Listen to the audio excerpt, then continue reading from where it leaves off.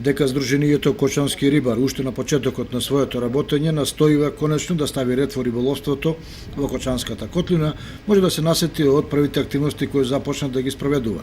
Домакински и рационално се користат средствата собрани од членарина и по други основи, а се води грижа и за порибување на езерата и реките. Паралелно будно се чуваат од рибокраци кои во досегашниот период на различни начини го уништуваа рибниот фонд.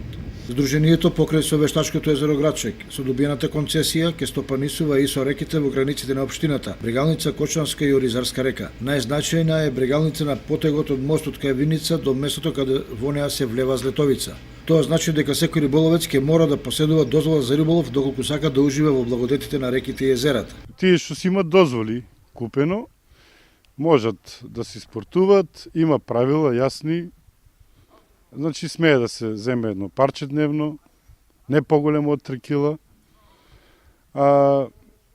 Имаме рибочувари, големината на крапо не смее да биде помало од 40 сантима.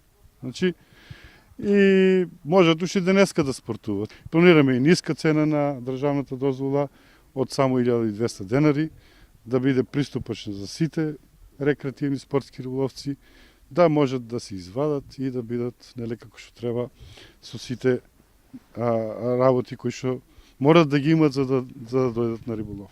Од друга страна, за рибократците се предвидени ригорозни парични казни, како и одземање на средства кои не се дозволени за риболов, како што се мрежи, експлозивни средства или хемикалии. Имаме ние рибочувари, ако некој се огреше со правилата, со законот, има енормно големи казни, од 1000 евра и понагоре, земе мала риба, земе поголема количина, и они го тоа добро знаат, рекреативните риболовци.